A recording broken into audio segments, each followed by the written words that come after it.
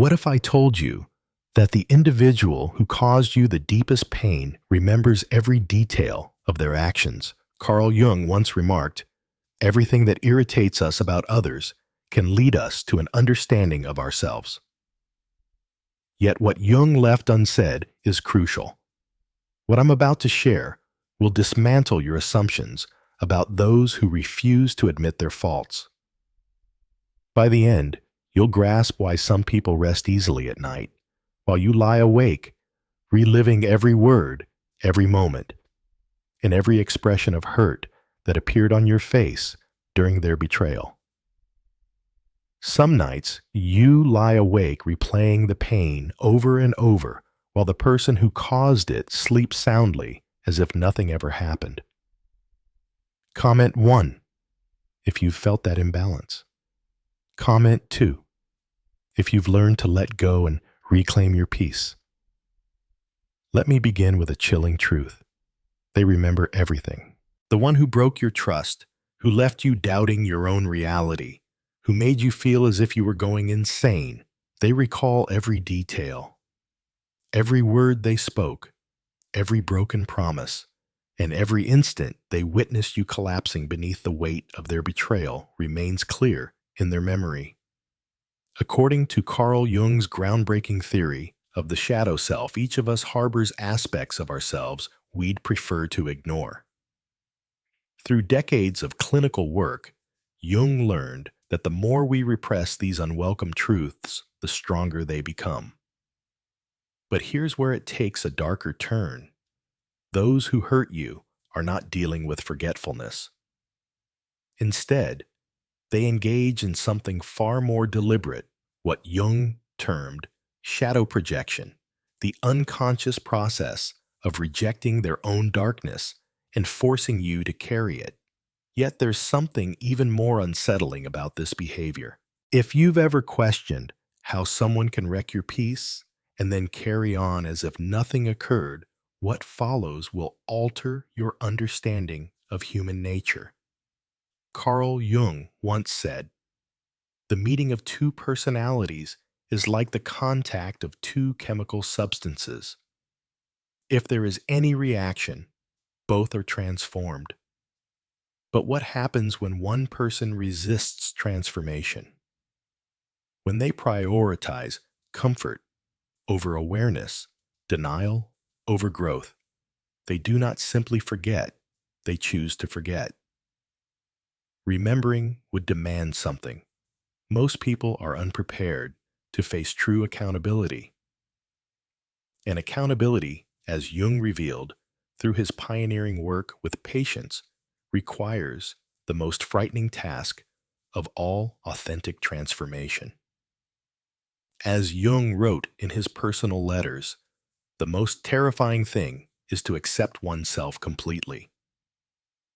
The individuals who have caused you pain have shaped their entire identity around avoiding that fear. They've developed intricate psychological defenses to escape confronting the one thing that could actually liberate them. Instead, they are addicted to comfort, to preserving their ego, and to denial disguised in statements like, "I don't remember it that way," or "You're being too sensitive." How do you respond when someone deflects responsibility and shifts the blame back onto you? Comment 1 if you tend to question yourself in those moments. Comment 2 if you immediately recognize it as a defense mechanism. Carl Jung found through years of psychological study that the human mind will go to great extremes to shield its self-image. He named this defense mechanism the persona, a mask we wear to conceal our authentic selves, not only from the world, but also from our own awareness. Based on Jung's clinical insights, when someone causes you harm and pretends it never occurred, they're not merely deceiving you, they're sustaining what he described as the provisional life. This is a psychological condition where a person evades the difficult journey of becoming their true self by remaining consistently comfortable, constantly self-justified, and endlessly innocent in their own eyes. And here's where it becomes deeply unsettling. This may cause you to reevaluate every encounter you've had with someone who refuses to admit their faults. Jung said, "What you resist persists." But he also uncovered something even darker. Some individuals have become adept at disguising their own inner resistance as if it were your issue to bear. When someone injures you and then pretends it didn't happen, they aren't merely shielding themselves. They are actively unsettling you. They cause you to doubt your memory, your emotional response, your entire sense of reality. You begin to think, maybe it wasn't so serious. Maybe I overreacted. Or maybe I'm just being dramatic. That's where the damage begins. According to Jung's comprehensive research on psychological manipulation, this is precisely what occurs when someone's shadow self is confronted with accountability. Instead of remorse, they offer deflection. Rather than owning their actions, they shift the blame. They don't work to mend the harm they make. You wonder whether the pain is real in the first place. Jung identified this behavior as psychological projection, though modern psychology takes it further, labeling it as gaslighting. This tactic causes you to question your own reality in order to preserve their self-image. Carl Jung uncovered a powerful truth about human nature. The privilege of a lifetime is to become who you truly are.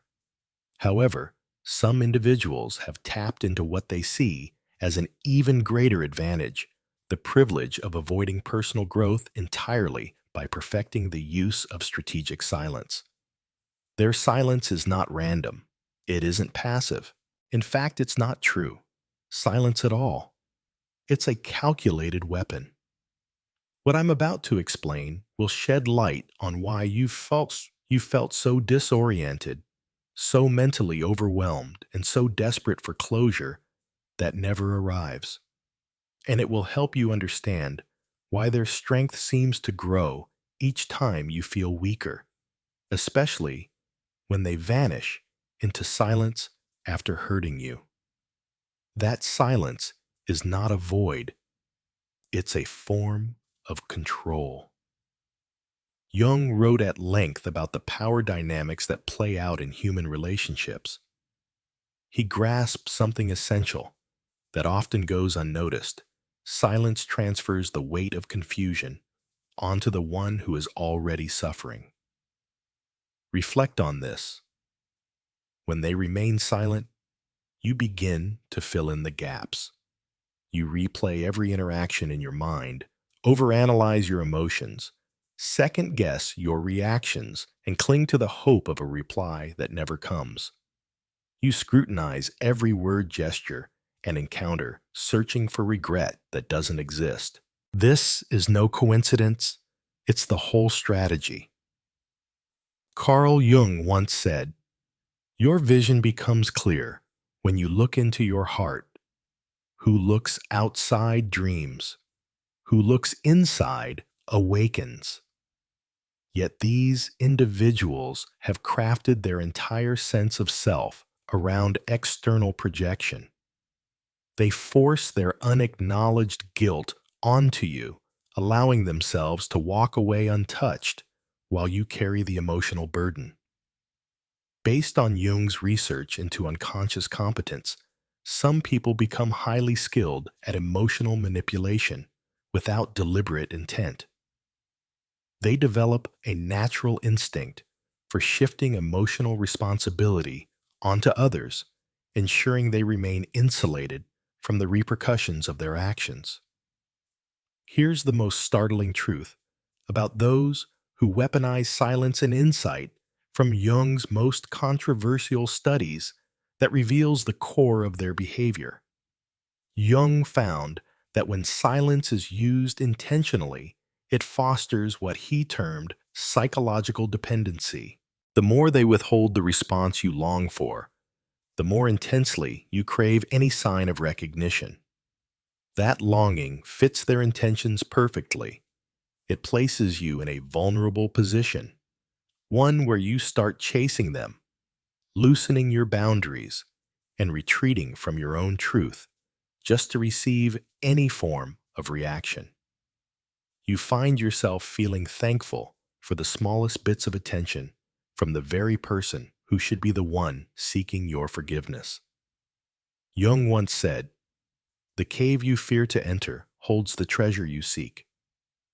Yet those who use silence as a weapon have learned an even more manipulative trick. They make you afraid of stepping into your own space of self-worth by keeping your attention trapped in the emptiness of their silence and non-response. In Carl Jung's influential research on the collective unconscious, he explained that humanity shares universal archetypal patterns. Among the most harmful is the innocent archetype, which represents the aspect of the psyche that denies its own potential for causing harm. Yet Jung made a more unsettling discovery. Certain individuals don't just encounter this archetype occasionally, they inhabit it constantly. For them, innocence becomes their full identity, making it impossible for them to ever admit fault. What may surprise you about people incapable of apologizing is revealed in Jung's personal study of his most challenging patients, an insight that redefines how we understand accountability. Jung found that those who habitually evade responsibility develop what he termed unconscious competence in emotional manipulation. They don't merely harm others by accident and then dismiss it. Rather, they have unconsciously perfected the ability to inflict harm while shielding themselves from repercussions. Jung's clinical records describe these people as operating under psychological inflation, a condition where the ego is so overextended it cannot accept any information that challenges its self-concept. Requesting accountability from such a person is more than seeking an apology. It is effectively asking them to dismantle their inflated self-image. This is precisely why they are unable to comply. During conflict-heightened emotions or demands for accountability, their pattern becomes clear. They withdraw, fall silent shift, the topic project positivity online, or seek the company of those who reinforce their perspective. This behavior is not mere overwhelm or confusion. It is a deliberate and consistent strategy. As Jung stated, until you make the unconscious conscious, it will direct your life and you will call it fate. These individuals have not brought awareness to their destructive tendencies. Instead, they have structured them into systematic, predictable, and highly damaging patterns. Yet there is an even darker element to how such individuals function. Jung's research into complex psychology uncovers the unsettling reality of how they manage to live with themselves. Jung dedicated years to examining psychological complexes, independent clusters of thoughts, emotions, and memories that function outside conscious awareness. However, his findings extended beyond mere compartmentalization. Jung observed that individuals who repeatedly avoid accountability possess not only complexes, but also what he termed dissociative competence. This allows them to detach their actions from their identity so thoroughly that they sincerely believe they bear no responsibility for the harm they inflict. It is not that they forget the harm they caused, but rather that they persuade themselves they had no alternative, that you compelled them, and that they were in fact the true victim. Their psychological defenses are so refined that they can reconstruct events in real time, portraying themselves as the hero in narratives where they were in reality the perpetrator. It's painful when the story gets twisted so much that you begin doubting your own memory and emotions. Comment 1. if you've ever been trapped in that distortion. Comment 2 if you've learned to stand firm in your truth. Jung wrote, "The most dangerous thing is to live in a world of projections." Such individuals don't merely dwell in projections, they construct an entire reality where they are perpetually correct, justified, and misunderstood. Jung stated, "The privilege of a lifetime is to become who you truly are." Yet genuine emotional maturity demands something many resist: the courage to confront their own potential for causing harm. This is precisely why you continue to be hurt by those who cannot process guilt. What is striking is why some people are incapable of offering a sincere apology. Jung's research into shadow integration exposes the unsettling truth behind this behavior. Jung discovered that when guilt is processed in a healthy way, it serves as guidance. It is the voice within us that says, "Something I did hurt someone I care about, and I need to make it right." He described this as the moral function of the unconscious, the aspect of the psyche that pursues balanced justice and repair. However, those lacking emotional maturity fail to view guilt as guidance. Instead, they perceive it as an attack, a direct threat to their very being. Jung's work with patients resistant to accountability revealed that such individuals never learn to distinguish their behavior from their identity. Within their psychological framework, admitting wrongdoing does not mean they made a mistake. It means they are a mistake. This internal collapse is too dangerous for their fragile self-concept. Thus, rather than endure the discomfort of growth, they turn you into the problem. Instead of confronting their own shadow, they project it onto you.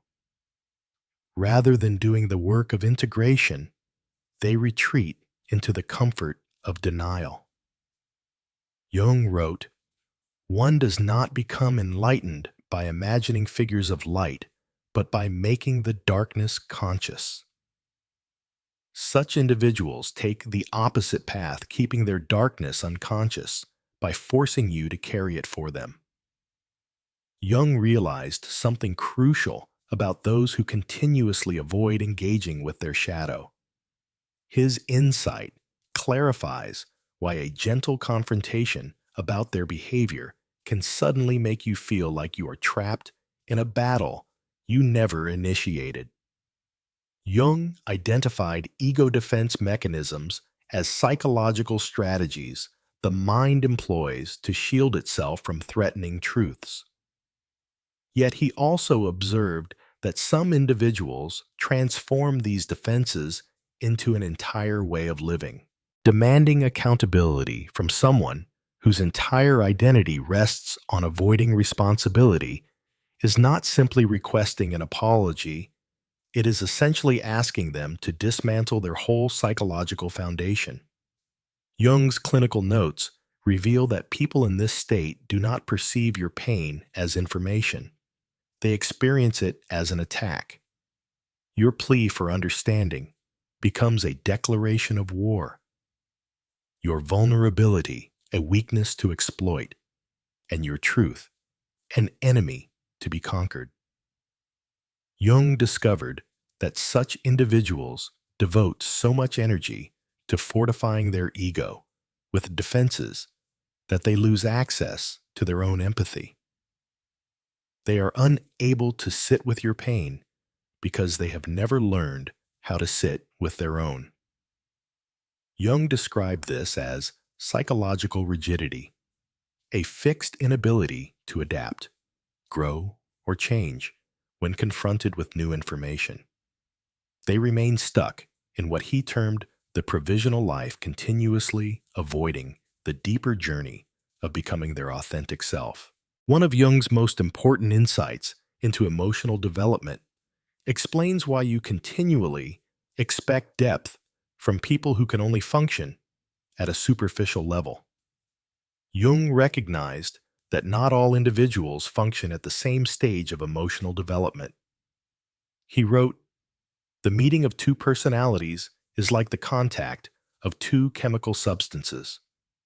But what happens when one of those substances is emotionally inert?" Jung's developmental psychology shows that some individuals reach their emotional limit well before they arrive at honesty. They may offer excuses, silence, or distractions, but they will never provide what you truly need: genuine acknowledgement. The apology you never received, it is not evidence of your lack of worth. It reflects their limitations. Their emotional capacity reached its ceiling long before it could stretch to accountability. Jung found that true apologies demand more than verbal expression. They require psychological integration, the ability to embrace both one's light and shadow, good intentions and harmful actions, love and capacity for destruction. Yet not all individuals attain this integration. Many continue to operate from psychological inflation, a state in which the ego is so overblown it cannot endure any information that challenges its self-concept. Jung discovered that psychological patterns will continue repeating until they are brought into consciousness. But what happens when a person is determined to keep their patterns hidden? The following insights into these unconscious patterns will help you recognize them before being ensnared. Jung's final warning about this kind of person offers a way to safeguard your peace. He identified repetition, compulsion, the unconscious drive to reenact familiar patterns even when those patterns are harmful. Those who cause harm without remorse are not simply making accidental errors. They are following an unconscious blueprint that fulfills their psychological needs. Jung's research shows that such individuals consistently select environments that safeguard their illusions. They surround themselves with agreeable friends, compliant partners, and people who never confront them. They construct what Jung termed psychological echo chambers, deliberately avoiding self-reflection. For once they look into that mirror, their entire illusion begins to collapse. The illusion that they are harmless. The illusion that they were only doing their best. The illusion that everyone else is simply too sensitive, dramatic, or needy. Jung wrote, "The most terrifying thing is to accept oneself completely." These individuals build their lives around escaping that terror. They cultivate what he described as unconscious competence in emotional avoidance. They are capable of harming others and then instantly constructing a psychological system that releases them from any responsibility. And here is the most freeing truth Jung uncovered about difficult people: an insight that can release you from the endless cycle of waiting, hoping, and wearing yourself out by trying to force them into emotional maturity. Jung realized a truth that can transform your life. You cannot make unconscious people conscious. You cannot compel someone to acknowledge what they are determined to avoid. You cannot love a person into maturity if they are resolved to remain emotionally immature. In Jung's final reflections on human relationships, he concluded that the most radical act of self-love is accepting that some individuals will never provide you with what you truly need. It's not that you are undeserving, but rather that they lack the emotional capacity to offer it. Their refusal to apologize, accept responsibility, or recognize your suffering is not about your value. It reflects their stage of psychological growth. Their actions reveal precisely where they are in their developmental journey. Jung observed that expecting accountability from someone emotionally unavailable is like attempting to draw water from an empty well. The well itself isn't damaged, it's simply dry. No matter how much persistence, patience, or love you give water, cannot appear where it doesn't exist. Carl Jung dedicated his life to teaching people how to embrace their shadow, achieve wholeness, and confront themselves fully. Yet he emphasized one vital truth.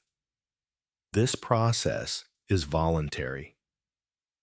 Consciousness cannot be imposed on anyone. And here lies the ultimate truth that frees you from everyone who hurt you, yet pretended nothing occurred. Jung said, "Your vision becomes clear when you look into your heart. Who looks outside dreams. Who looks inside awakens. Those who harmed you remain trapped in their dreams, still projecting their shadows and evading self-reflection. Meanwhile, you have done the inner work, seeking truth, accountability, healing, and growth. You were awake in a relationship with someone who preferred to remain asleep." Jung's most profound teaching reminds us that your healing is not tied to their awakening.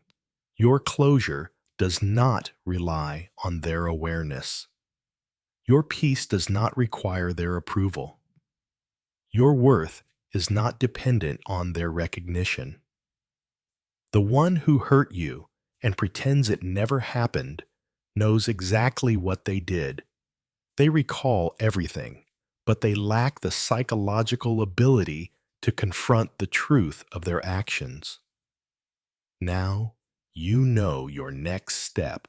Stop waiting for them to evolve. Stop justifying your pain to those who benefit from ignoring it. Stop carrying the emotional burden in relationships where you are the only one making an effort. Jung wrote, "The most terrifying thing is to accept oneself completely." Yet he also discovered that the greatest freedom comes from accepting others fully, their limitations, unconsciousness, and refusal to grow. When you stop trying to awaken those who remain unconscious, you liberate yourself to invest in relationships with people who are already aware. By no longer waiting for emotionally immature individuals to grow, you open space for emotionally intelligent people to enter your life. The aim is not to awaken everyone, but to cultivate enough consciousness to safeguard your peace from those who avoid inner work. This is the essence of true shadow work integration and freedom. Jung noted that everything that irritates us and others helps us better understand ourselves. Those who harmed you without remorse have in turn revealed your strength, self-worth, and capacity for healing. They've shown you what you will not accept, clarified your deepest values, and demonstrated that your peace is worth protecting. That is the hidden gift within the wound. It is the realization that you deserve relationships with people who match your emotional maturity. Those who can endure discomfort, confront their shadows, and grow with you. The apology you never received was never about you. It was about them, their limitations, their ceiling, and their decision to remain unconscious. Your healing growth and freedom are entirely about you. And that is where your true power resides. Jung expressed it best. The privilege of a lifetime is to become who you truly are. You already know who you are, someone who embraces truth, pursues accountability, values, growth, healing, and authentic connection.